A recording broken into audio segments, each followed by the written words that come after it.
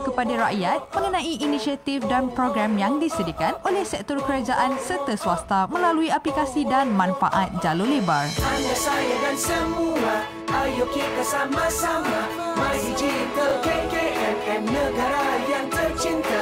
Ayo kita sama-sama mydigital.kkmm, memacu aspirasi digital negara. Rancangan ini dibawakan kepada anda oleh Islamic Relief Malaysia. Warna Pagi, IKIM, Inspirasi Inforia Islami. Musim sejuk melampau boleh membawa maut.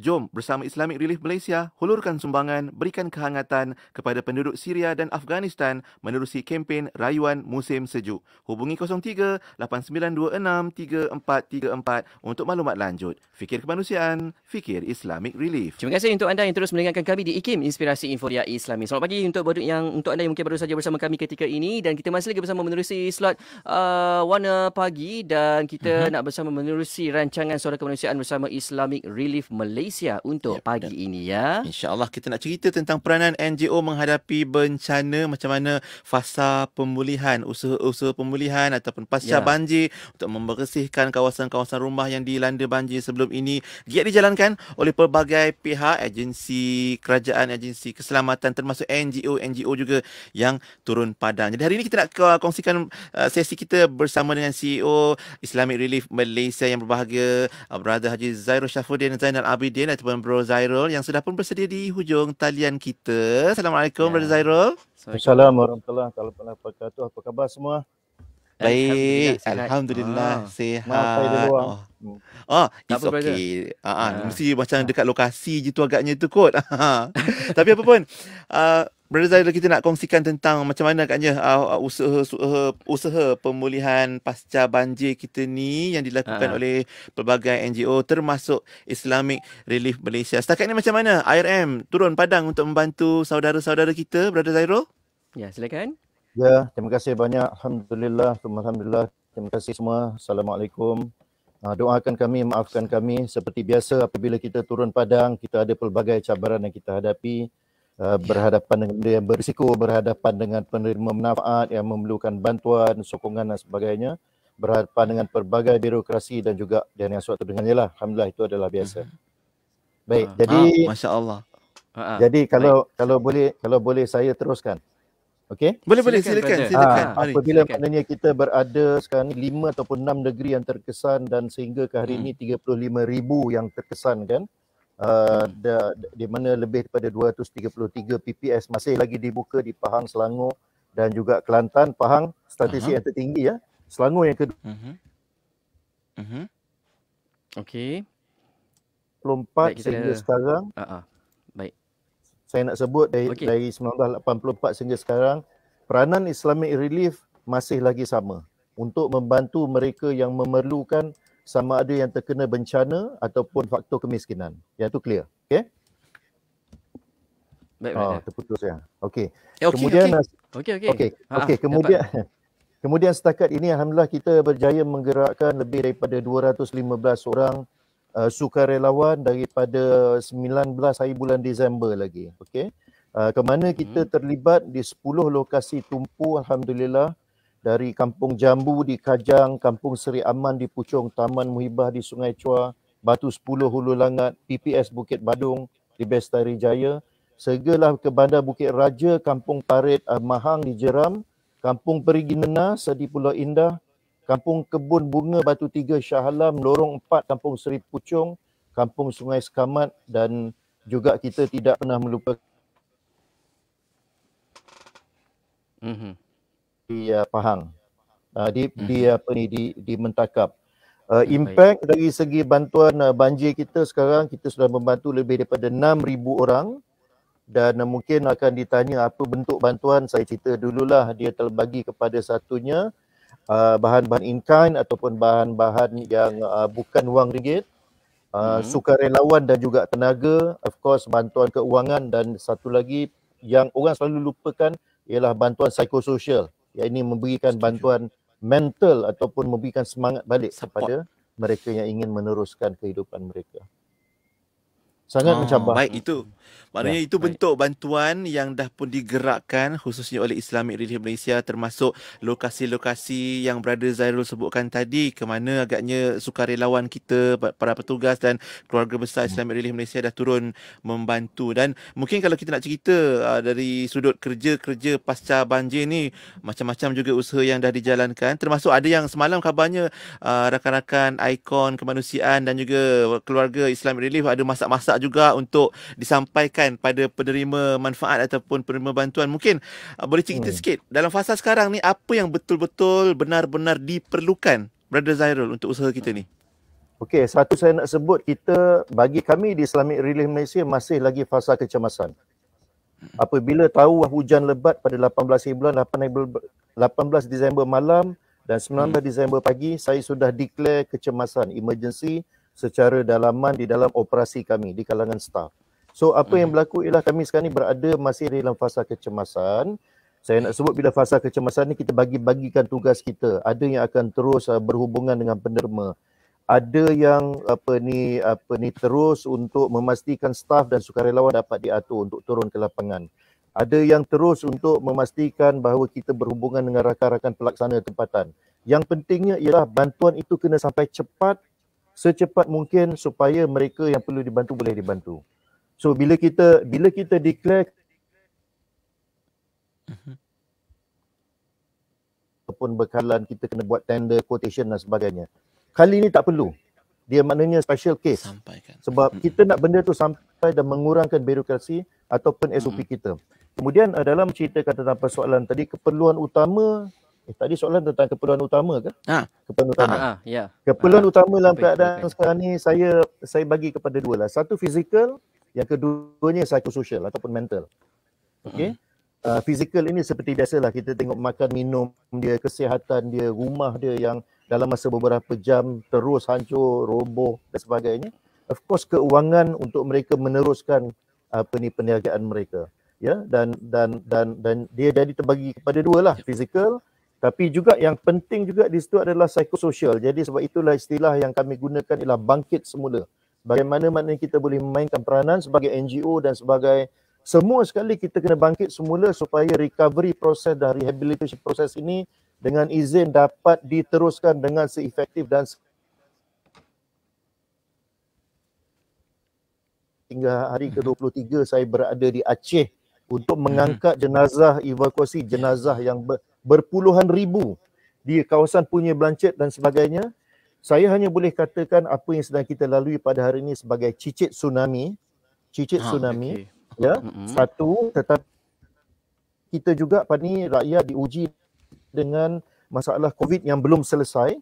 Ujian Allah SWT, tapi mereka baru nak memulakan perniagaan kehidupan dan sebagainya. Jadi kita kena, Islamic Relief kena fokus dan juga memastikan solusi jangka pertengahan dan jangka panjang itu dapat kita lakukan. Sebab itu istilah saya gunakan, bagaimana ibu-ibu, ayah-ayah ini, penerima manfaat ini boleh bangkit semula daripada ujian yang Allah Ta'ala berikan ini. Masya Allah. Itu dia bila keluar istilah cicit tsunami, macam Brother Zairul sendiri ada pengalaman pernah membantu saudara-saudara di Aceh, termasuk juga banyak misi-misi lain sahabat-sahabat Islamic Relief Malaysia ke Palu, ke lokasi-lokasi bencana. Mungkin perkara tersebut kita nak kongsikan untuk round kedua, pusingan kedua kejap lagi Brother Zairul. Kita nak cerita juga tentang bilik NGO, banyak NGO yang turun padang membantu kan. Ada juga berlaku lambakan bahan ataupun keperluan bantuan yang mana mungkin tak dapat semua disampaikan ataupun tak ada orang nak terima sebab lambakan berlaku di situ. Kat situ mungkin istilah yang penting kita bincangkan ialah koordinasi. Mungkin apa nasihat Brother Zairul sebagai seorang yang berpengalaman dalam misi kemanusiaan untuk cerita tentang misi koordinasi misi bantuan dan peranan NGO untuk menghadapi bencana. Kita berehat kejap Brother Zairul dan sahabat-sahabat sekalian untuk Suara Kemanusiaan hari ini bersama Islamic Relief Malaysia. Ya, sambil-sambil itu juga anda boleh layari www.islamic-relief.org.my ataupun terus saja ke media sosial Islamic Relief Malaysia. Dan kalau ada sebarang persoalan yang mungkin anda ingin tanya kepada IRM ni, anda boleh WhatsAppkan saja ke 0196379788 dan boleh hubungi juga 0389263434. Okey? InsyaAllah. Berehat seketika terus bersama kami di Radio IKIM. Inspirasi Inforia Islami.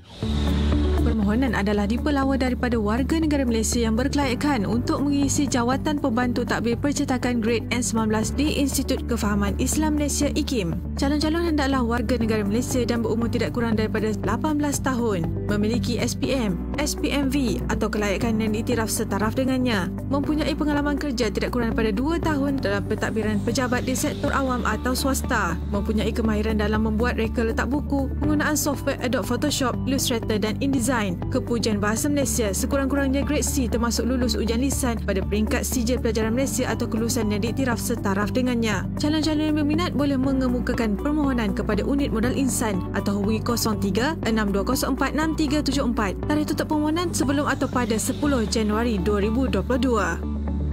Sah dah solat? Dah, Mak. Apa, Sah?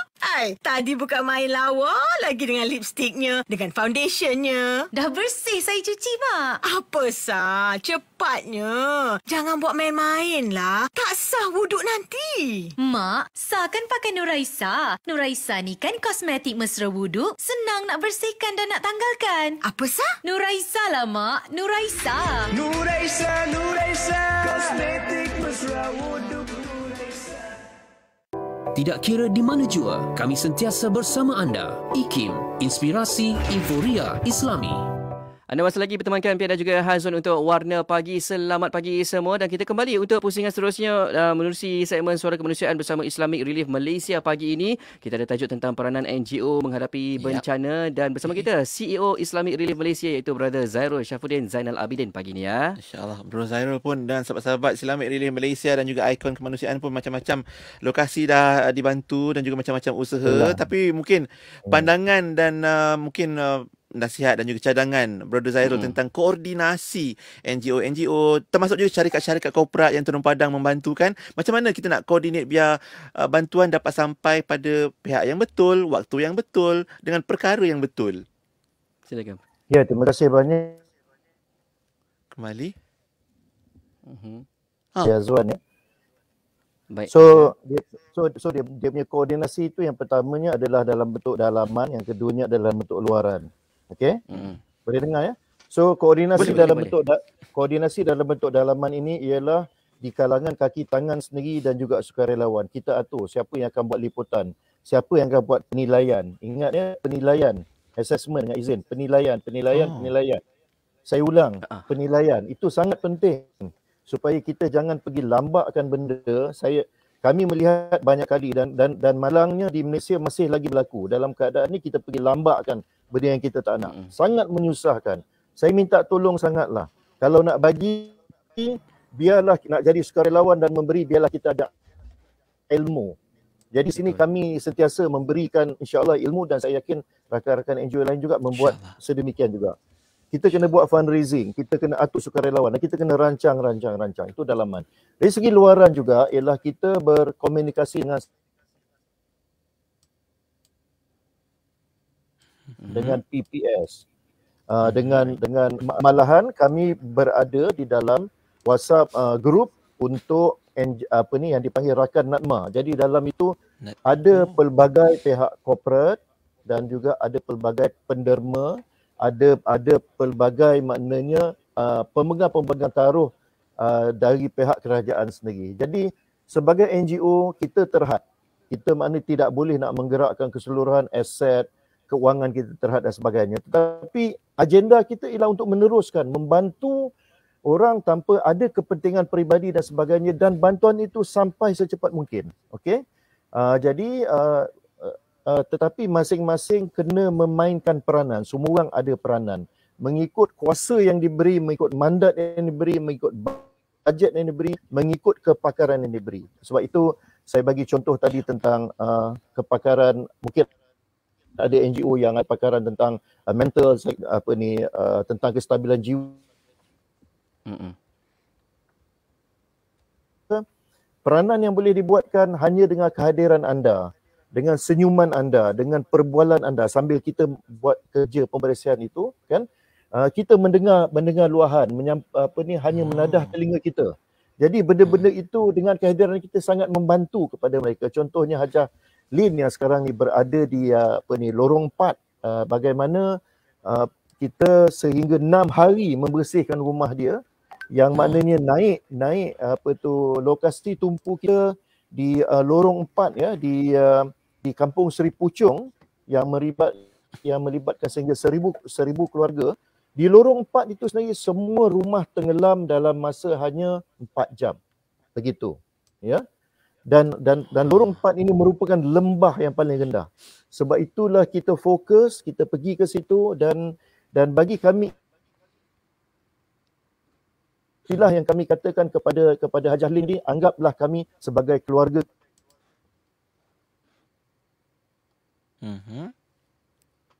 Jadi jangan kita pergi lambakkan pula benda-benda yang dia tidak perlukan buat masa ini. Jadi sebab itulah penilaian di lapangan ini sangat penting supaya kita bukan sahaja tidak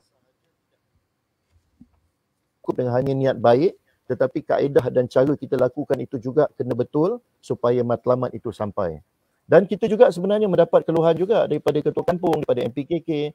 Ada juga NGO ataupun kawan-kawan yang datang, kami pun tak tahu dari mana, tiba-tiba marah-marah pula kepada orang yang dah kehilangan tempat tinggal, orang yang dah kehilangan harta benda dalam masa beberapa jam. Marah-marah pula. Ada pula yang datang sebab tidak ada perancangan, pergi lambak sahaja apa yang ada. Saya berpandangan ini adalah satu kezaliman. Minta maaf saya gunakan istilah itu sangat berat kerana anda adalah orang yang sangat selfish. Anda adalah orang yang sangat sebenarnya tamak. Hanya sebenarnya apa yang anda kumpulkan itu tidak semestinya semua tempat memerlukan benda itu pada ketika ini. Setuju? Ya. Betul. Saya cadangkan sebelum turun, pastikan cuba dapatkan maklumat dan nasihat daripada NGO yang berada di lapangan ataupun mereka yang ada pengalaman di dalam melakukan kerja-kerja bantuan bencana ini. InsyaAllah itu pengalaman dan juga sedikit nasihatlah pedoman untuk kita semualah ya, siapa sahaja dari mana datangnya yang nak turun padang membantu saudara-saudara kita yang dah pun diuji dengan banjir, bencana alam, tapi kita harap kita pun datang dapat meringankan beban. Na'udzubillah, janganlah sampai menambahkan beban dengan berlaku lambakan dan macam-macam masalah. Kalau ada masalah, kita cari penyelesaian yang bersama dan solusinya insya-Allah macam yang Brother Zairul sebutkan tadi insya-Allah. Dan kita pun tak kurang juga penghargaan kita pada anak-anak muda kan Brother Zairul, di IPT, di college ada yang turun padang pun turut membantu membersihkan rumah-rumah kan. Jadi mungkin di hujung ni apa pesanan Brother Zairul juga untuk sahabat pendengar Radio IKIM dan juga yang setia bersama Islamic Relief Malaysia untuk apa saja bentuk bantuan. Brother Zairul. Boleh dengar? Okey. Boleh dengar. Sila. Okey. Baik. Ya, kepada golongan muda dan kepada warga emas macam saya dan separuh emas dan suku emas, semuanya memainkan peranan. Semuanya memainkan peranan pada hari ini. Kita nampak sebab ini banjir yang terburuk sejak 1971. Nombor satu saya nak sebut, banjir ni bukan benda baru. Bukan benda baru sejak 1971 ya. Antara SOP yang terlama di Malaysia ialah berkenaan pengurusan banjir. Jadi pesanan saya ialah bagi yang telah diberikan amanah dengan bajet yang sangat besar dan sebagainya, pastikan kita menggunakan teknologi yang terbaik yang kita ada. Kita ada satelit dan sebagainya. Benda tu boleh dirancang dan boleh diberikan amaran yang lebih awal supaya penduduk boleh berpindah dan suatu dengannya ataupun perancangan di dalam pembinaan perumahan dan sebagainya boleh kita atur dengan baik. Yang keduanya saya nak beritahu kita jaga kita. Saudara-saudari, kita semua bertanggungjawab di hadapan Allah Subhanahu Wa Taala nanti. Yang ketiga saya nak sebut, ini giliran mereka. Kita tidak tahu nanti bila sampai giliran kita macam mana. Dan yang keempat saya nak beritahu, climate change dengan izin ataupun perubahan iklim ini bukan hanya berlaku di tempat yang tertentu. Dia berlaku juga di Malaysia dan di seluruh dunia. It's a cross-cutting issue di kalangan NGO. Jadi, mari kita rancang dengan baik, gunakan bajet itu dengan baik, gunakan kepakaran dengan baik. Kerjasama di kalangan kita sebagai individu, sebagai orang yang ada kepakaran, ada tenaga, perlu kita mantapkan. Sebab rakyat Malaysia ini sangat pemurah, rakyat Malaysia ini adalah menjadi contoh kepada banyak negara lain. Jadi mari kita laksanakan. So last kali saya nak sebut bangkit semula, itu istilahnya. Mainkan peranan apa saja yang ada untuk memastikan mereka yang terjejas ini akan dapat bangkit semula untuk meneruskan kehidupan mereka. Pian dan juga Azwan, lokasi tumpu kita ini saya fikir sebulan lagi pun tak settle tau mereka punya pembersihan. Dan maknanya habis, barangan mereka habis.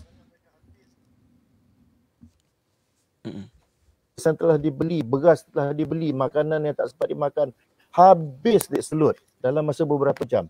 Tak diselamatkan. Dan kemudian saya nak juga jangan lupakan juga kempen-kempen kita yang lain ya. Kita masih lagi terus membantu kita punya Cheer to School, musim sejuk kita, dana wakaf air Somalia kita, dana wakaf air 434 kita call di situ insya-Allah.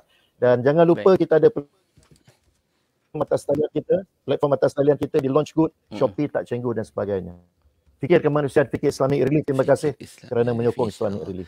Baik, Alhamdulillah. Terima kasih Brother Zairul untuk perkongsian tersebut. Dan jangan lupa hafal dan save nombor 0389263434 atau WhatsApp nombor kita 0196379788 untuk berinteraksi bersama Islamic Relief Malaysia menyampaikan sumbangan khususnya menjayakan kempen-kempen yang dibawakan oleh Islamic Relief Malaysia. Brother Zairul, terima kasih banyak-banyak untuk perkongsian kita hari ini.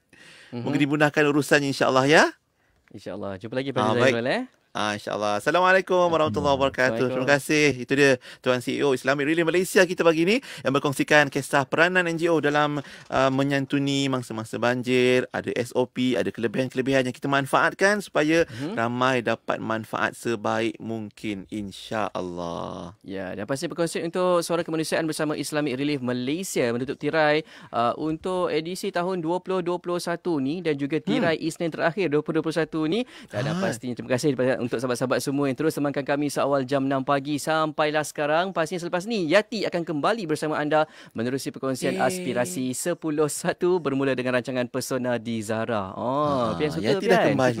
Yati dah kembali bertugas walaupun baru pulang dari umrah, sedang menjalani kuarantin di rumah, tapi walaupun BDR tetap dapat buat kerja tugasan macam biasa. Dan saya kongsikan apa yang saya kongsikan di TV Al Hijrah baru-baru ni dalam hijrahkan laguku Solidarity untuk Malaysia.